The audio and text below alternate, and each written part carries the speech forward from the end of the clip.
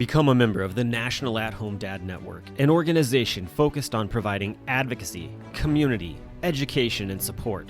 Connecting with households where dad is the primary caregiver of the children. We do this through our webinar and podcast series, mental health support groups, regular online social events, as well as our annual convention.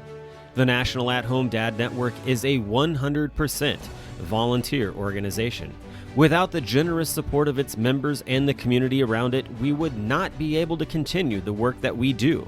Becoming a member gives you access to past convention speaker presentations, the ability to vote for board members annually, and ensures that the organization's fees and bills are in positive standing.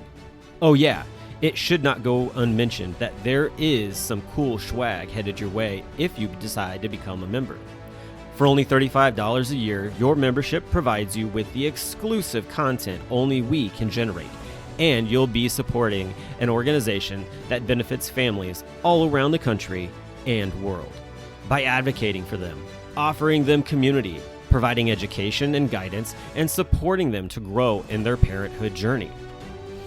And one last thing, if you contribute $500 or more, you will become a lifetime member.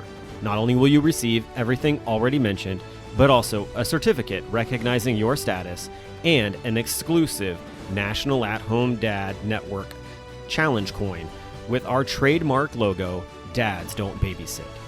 So, what are you waiting for? Become a member today. Welcome to Home Dad Chat, brought to you by the National At-Home Dad Network. My name is Brock. My name is Danny. And we are here to talk about life as stay-at-home dads. So sit back, relax, and enjoy the show. No, I don't want much. I even love handmade crafts made of macaroni. Come on now, you should know me. Times I might eat too much. Don't worry about my weight, got the dad bod rocking on me. Sketches on my feet, cargo shorts look good on me. I'm a dad, that's what I do. Hey everybody, welcome to the show. Hope you got some pep in your step, all that fun stuff. I'm trying to make Danny smile and laugh all at the same time, but it's he's being staunch right now. There, I got him to laugh. All right. It's so difficult. It's so difficult to make me laugh. You're a true professional, sir. You know, sometimes you gotta wrench it out like a can of corn. I don't know. One kernel at a time. It's been a long day. Yes, it has. Agreed. I feel like it's been a good day, but it has been very long. That is for sure. And it's starting to warm up. Hopefully it's warming up in your area. You said that it's warming up where you're at. So That's a good thing. It was 85 for like 3 or 4 days in a row last week. Yeah, and then you got snow.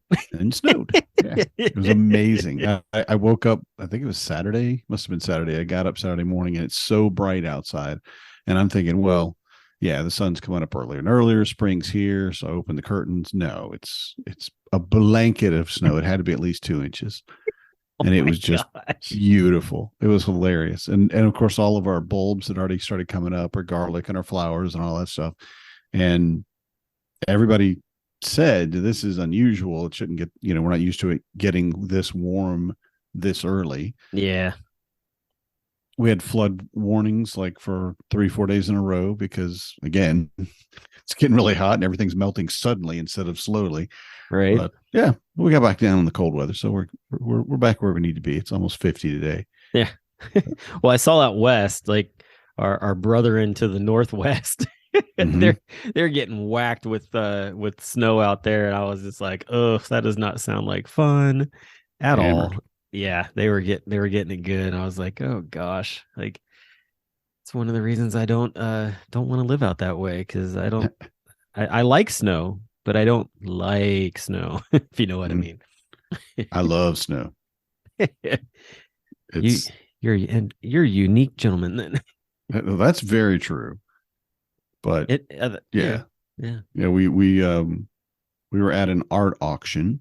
This isn't a thing we've ever done before, but it was put on by the GSA at UWSP, so at the university, and it was for the Trevor Project. Well, I which don't I'm know not what sure that is. if you've heard of that. It's basically a nonprofit that works towards really more the legislation and what have you, but it really works. It's for teen suicide Oh, prevention, okay. and more specifically teens in the LGBTQIA plus community. Okay. Because the things that a lot of times legislation comes into place and it's just so damaging to these kids that they're a big advocate and a big help. So a lot of the artists at the school and artists in the area did like paintings, and one guy painted D&D minis actually, which I bid on, didn't get. But just a lot of different artwork and art forms and knitting even, and some, just some very natural type stuff too. And it was really cool because it was cool. all for, the Trevor Project to try to get, donations and what have you for them. So our anniversary went Saturday, and our anniversary was Sunday. So we basically said, for our anniversary, we're going to go and spend about $200. And we didn't, which I'm glad. But we had it set, we just didn't win the silent auction that we went for. Yeah. But I was, of course, met new people, met a really cool couple. It's an interesting, to find other very progressive, like-minded people here in rural Wisconsin. And the lady sent me a message, I think Monday, which is just after the snow. And it was whatever day it was after the snow. And she said, happy Monday. I saw a little bit of blue sky today. And I said, yeah, but it was beautiful this morning, the snow and everything. I love it. The stillness, just how everything's like just coated and framed and bordered by snow. And you can even a chain link fence looks so very different when it's got snow blown onto it. And her response was, really? Question mark, question mark, question mark. The perspective of a Southerner in the northern this lands. is amazing. And she's like, well, I am very happy for you then. And I'm like, yeah, and I'm happy for you. Spring is coming. I mean, it's just going to be another couple of weeks at the most, and all the snow is gone again today. So, a day later, yeah, I think it's just the best part of snow. It was pretty. Streets weren't covered. It's great. Way to bring new perspective into someone's life when they're just like, this is a dreary day. How can you not love the stillness and I don't know. I can understand why you can't love snow. Why you can not love snow, I should say. You're just throwing snow curveballs at people. That's what it is. Mm-hmm. It's my job. Well, that sounds like fun. So the Trevor Project, is that a national nonprofit? Yep. That's awesome. I'll make sure to put their information in the show notes and for people to check that out, because that's important. And and we are coming to the end of April and getting ready to jump into to May, which is Mental Health Awareness Month. So quite poignant that would come up, because I feel like that's something that is always a conversation within our organization. I feel like we've done a really good job of creating a very safe space for people to be able to talk about what's going on with them and getting just support from other dads and the mental health check-ins that you kicked off, almost 2 years ago almost now? Yeah, almost 2 years. Yeah. Have been super helpful. I actually went to my first one this past week. It's crazy that it took this long for me to do that, but no, not at all. No, it's absolutely something that a lot of people don't realize how much they need it. And we say it all the time. If as a dad, as a man, you need a mentor and a men's group. True. Right. We do say that. Yes. And that's part of our mantra, for lack of a better term. And a part of a support network, a support group, is being that men's group. But it's also something that you don't really go to until you need it. Yeah. I mean, I have a lot of guys that have been there since the very beginning, and they're quite regularly. And I mean, we talk to each other at least once a week, and it's like the dad lounge in that way. Yeah. Because this is our group, this is our community. But on the other side, a lot of times, I mean, honestly, a lot of times people just need to come in and just just drop it all. Just Yeah. they take a deep inhale and they just go, and it's their kids and it's their, their house, it's their partner, it's whatever it might be, but not having anybody to talk to Mhm. is a real, well, one, it's one of the main reasons why we started this, but two, it's one of the biggest problems that we find when it comes to mental health. Yeah. And especially as an at-home dad, because you're so isolated. We've talked about it in the past, but I think everybody realizes that when you partner up with somebody, you go from being single to being a couple, you lose a lot of friends. Yeah. It just happens. And that's normal, and it's just part of the life. And then once you have kids, you lose more friends because again, you have people that may be partnered up but don't have children yet, and you really are living a different life. Yeah. And then that third thing for us is being an at-home dad. And once you've hit all three of those things as an at-home dad, you find yourself, I think we've all found ourselves completely alone, and you're just like, wow, okay. So I'm going to have to see if I can get in one of the mom groups locally, and I'm going to see if I can do this or that. And fortunately, a lot of the guys do find the network and what have you, but it's that isolation that's so difficult. And bringing it back to May being Mental Health Awareness Month, isolation is one of the first steps for a lot of people to depression. Right. And that, again, is a time when you are benefited by having a dad's group, a men's group, a support network.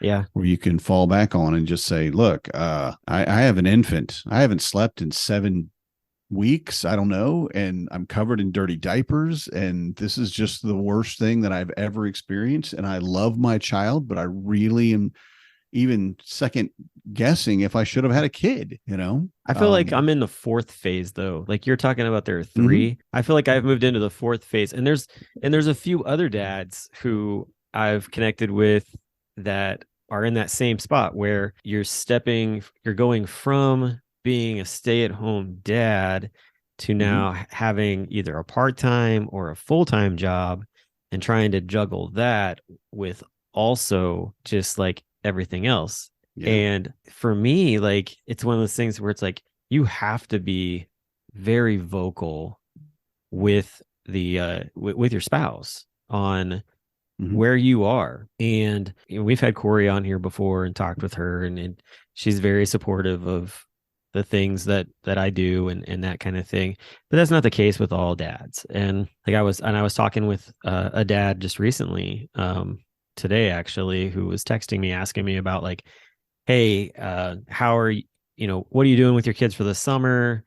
How does that look for your family, that kind of thing. And I was asking them like, hey, like, why are you asking me this? I'm kind of curious, and got into a whole conversation about the juggling of work and family and life. And they were saying that their spouse takes issue to when they go and pursue the thing that they're trying to do on top of being an at-home dad. And you see this imbalance of support, and it's like, it's like I'm here to listen, and sometimes I don't have anything to say back. I just, it's just, sometimes people just need to get it off their chest or whatever. But yeah, it's just one of those pieces to it, is the fact that like there's a lot of conversation, just like a lot of conversation when you go into being an at-home dad. There's just as much, if not more, conversation when you step out of that, step kind of out, but in that role. Like I feel like I'm like straddling this fence, honestly, and it's a picket fence. So sometimes like, it's not little pokey. Yeah, little pokey. And so there are times where it's like, I'm doing all the same things that I did when I'm an at-home dad. Plus I'm also doing all these work things, and it can get a little frustrating and just make things hard. And so for me, like, I just had to be as vocal as possible with my wife about like, these are the things that are going on. Like, we got to change some things up, or I need you to know that, like, I feel like I'm doing all the chores and all the kids stuff, and I get it. Like, you're busy too, but we decided to move into this new avenue where we're dual workers plus parents. And that's a whole new role because we haven't really been in that. And when we were in it, it was when the kids were little, and now they're big and they're loud and they move around everywhere, much more than a baby. So, but it's one of those deals where I don't know. I feel like, in the case of the person I was talking to, it's one of those deals where it's like, you almost have to sit down and just be like, hey, spouse, like, I know you're frustrated with the fact that I'm going to go do this thing during what you would consider to be family time, but we decided that this is what's going on with our family. So I need to know that, you're supporting me and that I don't need to feel guilty for going and doing this thing that's also part of our family life. That can be a difficult thing. Yeah. And like so many things that we do, whether it's the things that we talked about, but also like switching back to the next part of it, from going to having kids. And can you imagine when you first have kids and then like one of your single friends comes up like, hey, you want to go out and, do whatever we would normally do 3 years ago? And the idea of it, oh yeah, let's go, I don't know, have some beers and play some golf or whatever. Right. Maybe you could do it. A lot of the stuff that you could do though would be too demanding because you're tired and you got kids to take care of. You got so many things going on. And I think that's a big indicator too, for like you were talking, for your situation when you've gone from being the at-home parent full time to looking to changing your venue up. Okay, so I'm going to get them in school and they'll be handling that. And then I'm going to go and do this thing that I want to do. And it's not only for you, it is for the family, but moving back from having a full-time parent at home full time to having both parents working, like you said, communication is absolutely necessary. You've got to be able to be on the same page when you start out. Yeah. But most especially as you're going along, a week later, a month later, 6 months later, to be able to say, okay, this is not working like I thought it would. Right. Or to be able to tell your spouse, your partner, this isn't working like I thought it would. I don't know. I just figured you could do this and you would be doing all the dishes and I'm still doing the dishes, or whatever it might be. But that communication is so very valuable. Right. Oh, and that bears into your mental health, honestly, because it will grind you into a powder if you either one, like sit on it and just keep bottling it up, and don't talk to anybody about it, and then it just explodes, or you just hold animosity and like resentment towards your partner, and that doesn't help either. So definitely like it's just it's not good like to not talk it out, and no one enjoys that. It's not fun. It's honestly, I'll just take it back to like, it's, iron sharpening iron. Like, let's just be honest. Like you're both in a place where, you're doing all these different things. And you got to figure out a way to make it work. And it's got to be balanced, because if it's imbalanced, then you've got, one person's happy, one person's sad, or maybe both people are sad and neither one of them wants to speak up and say anything about it. And so they each think the other person is in a good place, and it's just a complete mess. And so you have to take that time to put it out there. That's kind of how things were recently with me, because I was realizing that like I was like in a place where I've enjoyed the dad lounge for the past 3 years. It's been great for me. But at the same time, like I'm also trying to figure out how to like hang out with the local dads here. And so for myself, I was like, like there's other guys that can do other things, they can take over, hosting the dad lounge and stuff. And one of those guys is Arvis. Arvis has done a great job of basically taking on the mantle of the dad lounge, and Philip Fry, like along with him, has done an awesome job with it. And so I just was like, hey, you guys, like if you got the bandwidth for it, I'd love for you guys to just take it on. And so they're doing that, which is really cool. Which then opens up the ability for me to be able to have a little more flexibility in my schedule with some things. And honestly, like they've done such a great job just promoting it to other guys without any prompting and all. Like they're just so passionate about it, and I love That's that. it. Yeah, they love it, and they just love talking about it. So exactly. So just being able to go to my wife and just be like, hey, like this is what's going to happen. Like I'm going to step away from this and I'm going to step into this, and try to do a regular hangout with some of the local dads, which she's trying to regularly hang out with one of her mom friends on a regular basis. So it kind of the give and take of it all. It's like, all right, you're getting a night out, I'm getting a night out. They're not work related because we both also have work related nights out as well, with things, but just to have that time with friends is so important. So, that it's just one of those deals where it's like, if you don't speak up, nothing's going to change. Yeah. To be the communication again is 100%. And I'll say that's a big reason too, for me, that I started Dad's Gotta Talk. We started Dad's Gotta Talk and have a regular support group, is because a lot of times there are things that I want to say that my wife, my partner, does not get.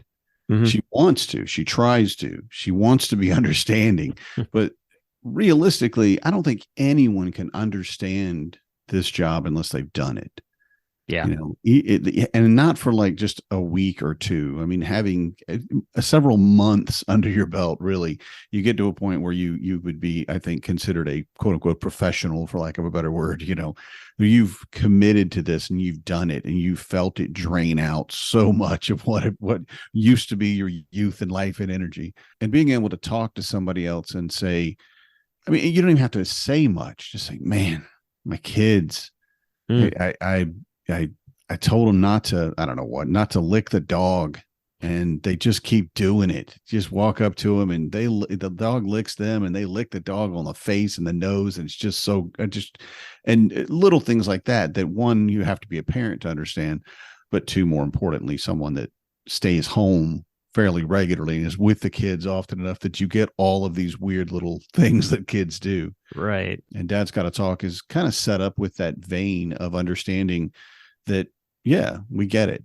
Kids are amazing, incredible. Love my kids, but it's relentless. And it's sometimes awful, and it's heartbreaking, and it's mean. And it's just so many other things that kids can bring to your life that you really don't know how to say to someone else who hasn't been there. Yeah. And even if it's just for any type of mental health thing, whether it's just some little problems you have, like, I just have too many dirty dishes, I cannot stand all the dirty dishes. And you need someone to say that to people that really struggle to even get out of bed every day. And this is a place where, granted, there's some things a therapist is way, way more a better choice for. But a lot of times we just need to sit with someone, virtually in this case, and just drop it all on them and have them look at us. And we know they mean it when they say, oh man, I understand, and it's really important, I feel, for your mental health. Yeah. Oh, definitely. I completely agree to that. I feel like that's been a space that many of us have been in, especially like, I have done 16 loads of laundry this past 2 days. Right. And I'm still going. I've still cleaned going. 9, but I've only folded 1. Yeah. I folded all the laundry and then I looked in the mirror and went, crap. I have laundry on me.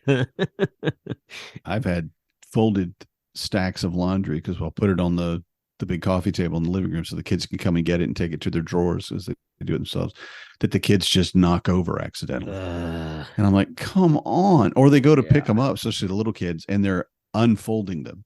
Don't pick it up one, but no, take the whole stack. Take the whole stack and just do whatever you need to do in your room, in your dresser, but don't dump these clean clothes all over the dirty floor. You're giving me PTSD from being in naval boot camp right now. Oh, I'm sure. I was the laundry PO, and you do laundry for the entire division, and oh my gosh, like it's a lot of laundry. So, and I got to the point where I would fold it for everybody as well. So just waste more time on having to do other things. And yeah, you get some people that like, they bump into the bed that it's all sitting on, and next thing you know, it like all crashes over. You're like, are you kidding me? Like, where's my sock with quarters in it right now? You're about to get it, dude. Right. I need a bar of soap and my gosh. sock. Yeah, no kidding. Yeah, I definitely feel that for sure. The other thing with mental health though, as well, is just like trying to find things to do to kind of give you that break and whatnot. And the thing with me is, and I'm excited because it's warming up. But I can do it inside as well, but my motivation is lacking on the part of doing it inside versus going outside and doing it. But for me, it's going out and bicycling. And so now that it's warm, I'm hoping to be able to do that more frequently. Actually, Corey the other day, she knew I needed to have a bit of a time away type of thing. And she knows that riding my bike is one of those things that I yearn to do. And so she had like my jersey all sitting out on my office chair, and I walked in and I'm like, what are you doing? And she's like, well, I thought it was going to be nice today, so I sat this out here so that maybe you would go riding. But she's like, I see now that the weather is just total crap, and that's not going to happen. I'm like, well, the sentiment was there. I appreciate that. It's the thought that counts. Yeah. And she recognizes the need, which is fantastic. Right. So that's one of those deals where it's like, all right, yeah, I would have liked to have done that. Luckily, it's going to be warmer later this week, so let's see if I get out there at that point. It was like I had nothing else going on that day, so it would have been perfect. But yeah, I mean, so that's, getting out, getting active, getting back into something that maybe haven't done in a while. Those are all definitely great ways to break up things and help, add some positivity into your mental health for sure. Get your vitamin D as well, which is very, very important. It's really surprising the number of people that I've talked to that end up with issues, and then like, then I went and had my doctor check it, and I was low in vitamin D. Like, especially in Wisconsin or in probably other states in the north. That's just very, very dark a lot of the year. Yeah. And you get that, like you said, the weather just kind of drains on you. So taking every opportunity to get out and move and do something preferably that you enjoy, like for you, biking is like your thing. I'm not sure I could handle riding a bike right now. I don't think I've got the seat muscles to really. I feel like if it would hurt me. I feel like it would be definitely a learning curve, so to speak. But we've we got the kids' bikes out, and you can tell that it was nearly springtime because it was probably 8:30 and the sun's starting to really go down. It's getting dark and there's still kids running all over the neighborhood, screaming at each other and stuff. And that really, springtime is of course that time of rebirth, and everybody gets up and gets moving, starts doing all these new things. And a part of that for us is getting our kids out to do those things, which also means that we're going to need to get out there and do those things. Right. Especially for people with younger kids who, if they're not in management like you and I, and they, have to be with their kid all day and watch them and, keep them from doing all the things, the ability to take them to anywhere you're going, whatever you want to do, take the kid. Now, some things aren't going to work out well, but like if you want to go biking, I know so many dads that go biking with their kids. Oh yeah. And they have either a little trailer basket thing behind them or actually the pedal helper that the little kid can actually help you pedal. Although I don't know if for the bigger kids. Yeah. Yeah. And it's amazing how much you can do with your kids. And a lot of it starts right now. This is a great week to start that hobby, whatever it might be. Yeah, definitely the carrier behind where, you can, here's some stuffies and here's some toys to play with and whatnot. And it's like you get riding and next thing you know, you look back and they're conked out and you're like, all right, sweet, I can go another few miles. This is great. Yeah. And they love it more than we can. Sure. They just love that. Wow, went out and did this. And they don't have any preconceived notion about what bike rides are. Yeah. They don't know. They don't know if they like it or if they hate it. They don't have any idea. They're just going to go, I'm going to go out with dad. Mm-hmm. and boom, hopefully they love it and pick up the habit. Yeah. Someday you'll pass your bike down to them when you get another one. Eh, hopefully. Who Here, knows? buddy, this is your new bike. Dad, it's your old bike. Yeah, but it's new to you. See, I would be the smart aleck, be like, it's not new to me because I seen it from behind for so long. Might be a new seat. Well, I did want to talk a little bit tonight about, with it being Mental Health Awareness Month, hashtag break the stigma, by the way. Yeah. It's something that a lot of the larger organizations are, of course, putting out, whether it's like NAMI or even GSA we talked about earlier, but a lot of the organizations are making sure to make a point that this month they're talking about these things. And the reason why men's mental health is really big for a lot of these companies and organizations, I should say, is because of the suicide rate. Yeah. And I don't want to get very deep into it, but the reality of it is that men are much more likely than women to end up ending their lives through suicide. And it's a very real problem that we have in the world right now, because of the way we've taught men to not talk about their feelings, to hold it in and just sit on it, and eventually it breaks you, right? Yeah. So, and I don't want to talk about it for too much because it is something that can trigger a lot of people.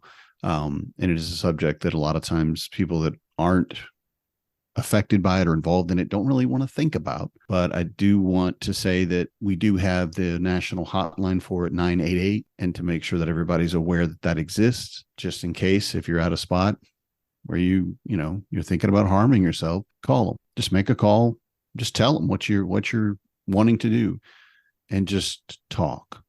And it's amazing how helpful that can be, especially when you're at what would probably be the worst situation in your personal life in a lot of ways. Yeah, definitely. Yeah.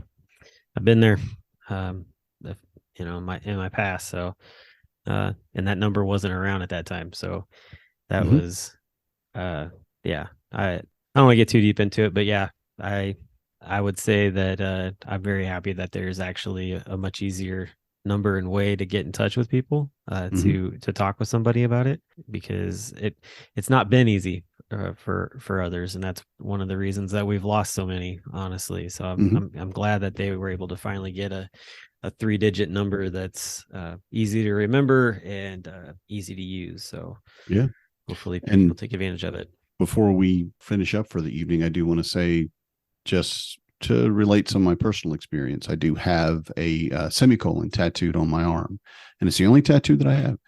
And I was in my late 40s, I think, or 50 even, before I got a tattoo, because I never found anything I wanted to have on my body forever. But it's a semicolon because there's a kind of a national thing that a semicolon is where a writer starts a sentence and he could have stopped the sentence at that point, but decides to keep going, add more information, keep it going. And it's kind of like the story of people who, like myself, who have gotten to the point where they were about to end their life. And whatever reason it was, they decided to keep going. And the semicolon is a very powerful symbol for that, for me. And again, it doesn't matter what the reason was. The reasons, I mean, it could be anything. Well, I thought I should probably be wearing clown shoes today, or something just completely out of it doesn't matter. That you didn't do it is the biggest thing. And that's the thing that the semicolon reminds me of. And that's why I had it tattooed where it's on my forearm, where I see it more than anyone else. Yeah. No. The awareness is there, and that there's so many better things you can do, so many options you can explore, no matter how bad things are getting. So take those options first. Find everything else. Yeah, definitely. That's a tattoo that I've been putting off getting for myself, honestly. I'm at the point where I'm definitely ready to get it. It's more along the lines of just walking in and doing it. So, but yeah, it's one of the things that I've been thinking about more over the past year.